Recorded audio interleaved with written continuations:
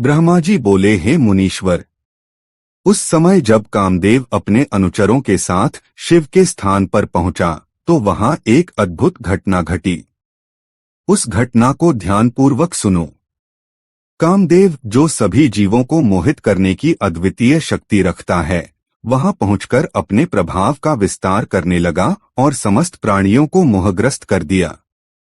हे मुने, वसंत ऋतु ने भी महादेव पर अपनी मनोमोहक छटा का प्रदर्शन किया। उसकी कृपा से समस्त वृक्ष एक साथ पुष्पों से लद गए। कामदेव ने रति के साथ मिलकर शिव को मोहित करने के लिए अनेक प्रयास किए, जिससे सभी जीव उसके वशीभूत हो गए। लेकिन भगवान शिव और उनके गण उसकी मायावी शक्तियों से प्रभावित नहीं हुए। हे मुने, वसंत ऋतु के सहयोग और तमाम प्रयत्नों के बाद भी जब कामदेव असफल रहा तो उसका अभिमान टूट गया। वह पूरी तरह से अहंकार मुक्त होकर अपने स्थान पर लौट गया। फिर वह मेरे समक्ष उपस्थित हुआ और नम्रता से प्रणाम करके मुझसे बोलने लगा। उसकी वाणी गदगद थी। कामदेव बोला, हे ब्राह्मण, शिव को मोहित करना असंभव है, क्योंकि वे योग और तप में लीन रहते हैं।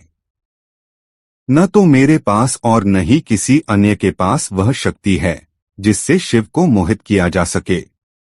हे ब्रह्मदेव, मैंने अपने मित्र वसंत और पत्नी रति के साथ मिलकर उन्हें मोहित करने के अनेक प्रयास किए, परंतु शिवजी पर हमारी कोई भी युक्ति काम नहीं आई।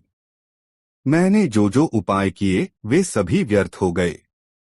अब मैं उन्हें आपको विस्तार से सुनाता हूँ। जब शिवजी संयमित होकर समाधि में स्थित थे तो मैंने सुगंधयुक्त, ठंडी और कोमल वायु द्वारा उन्हें विचलित करने का प्रयास किया।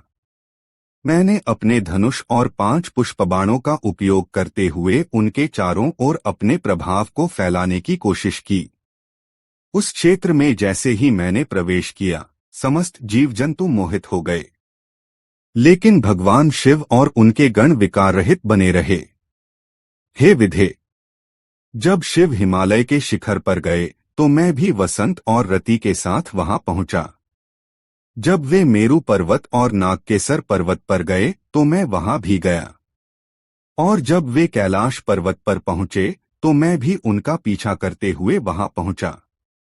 जब शिवजी किसी समय अपनी समाधि से मुक्त हुए तो मैंने उनके सम्मुख 2 चक्रों का निर्माण किया। ये चक्र स्त्रियों के हावभाव और कटाक्ष के प्रतीक थे।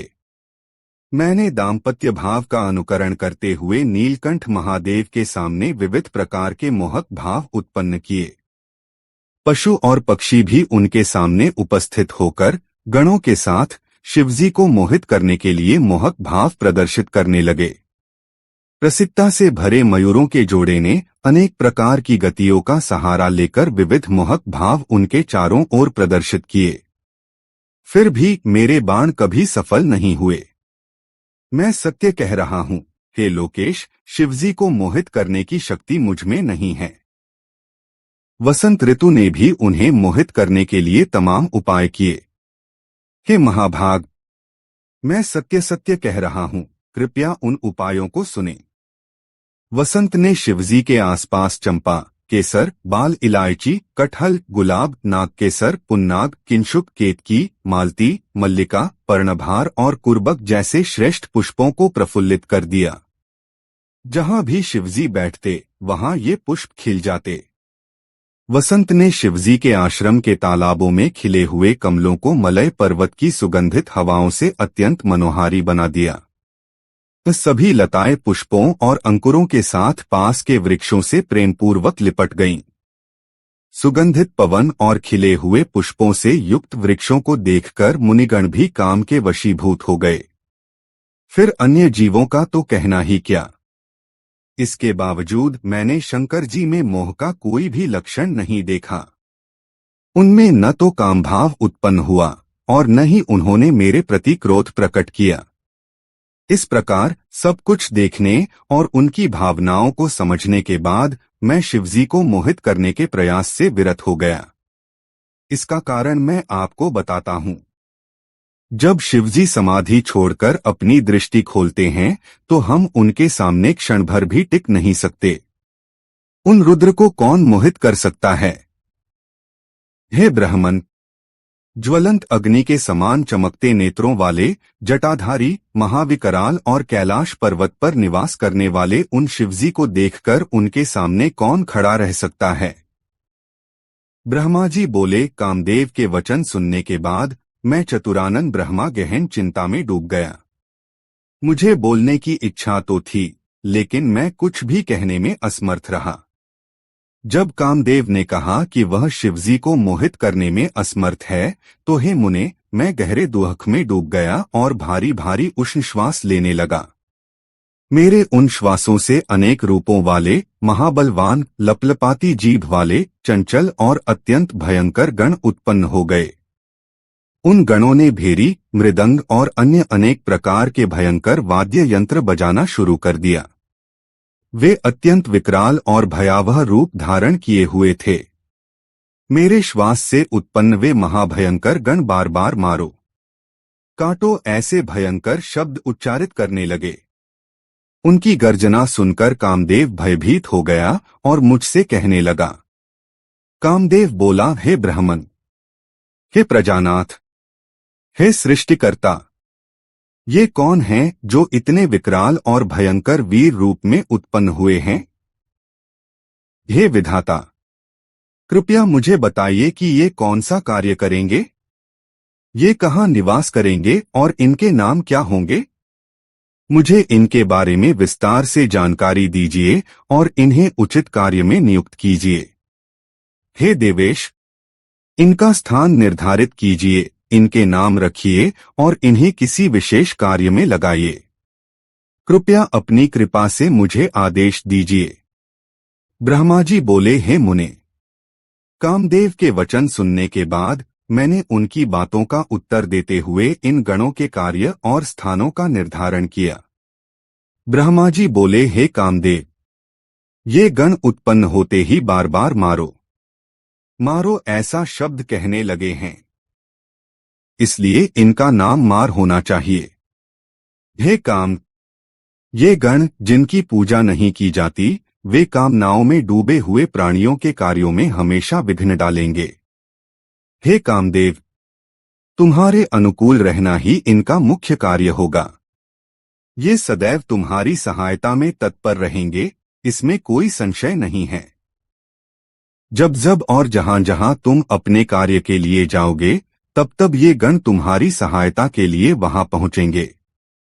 ये गण तुम्हारे अस्त्रों से वशीभूत प्राणियों के चित्त में भ्रम उत्पन्न करेंगे और ज्ञान मार्ग पर चलने वाले ज्ञानीजन के मार्ग में विघ्न डालेंगे। ब्रह्मा जी बोले, हे श्रेष्ठ मुनि, मेरे इन वचनों को सुनकर रति और वसंत के साथ कामदेव थोड़ा प्रसन्नमुख हुआ।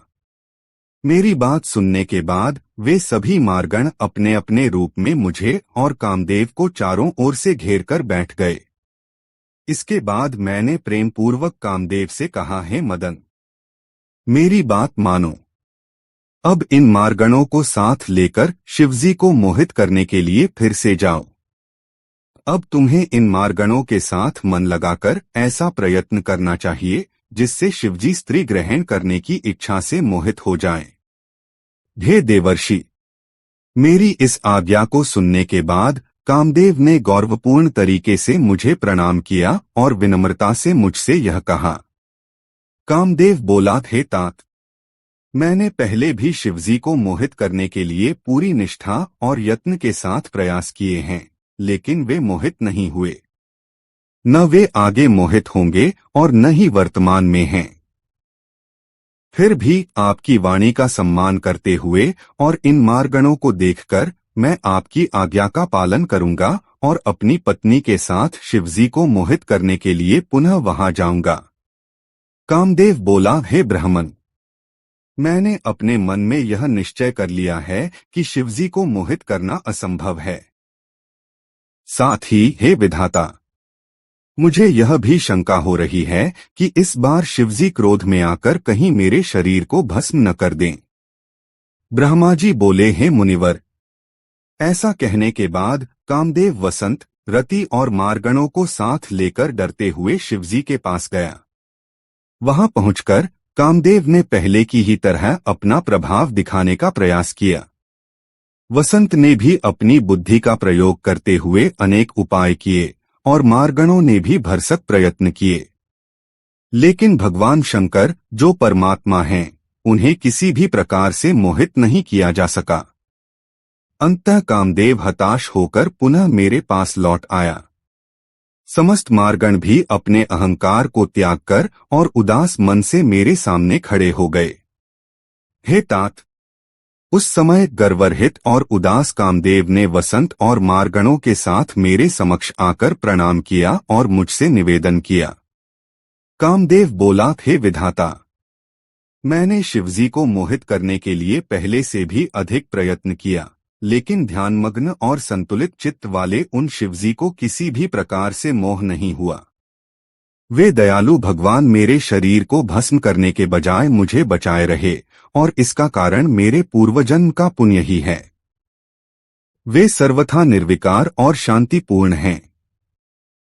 हे ब्राह्मण, यदि आपकी इच्छा है कि महादेव जी मुझे अपनाएं, तो मेरे विचार से आप गर्व से मुक्त होकर दूसरा उपाय करें। ब्रह्मा जी बोले। ऐसा कहकर कामदेव ने मुझे प्रणाम किया और गर्व को नष्ट करने वाले, दीनों के भीतरी भाव को समझने वाले भगवान शंकर का स्मरण करते हुए अपने परिवार सहित अपने आश्रम को लौट गया।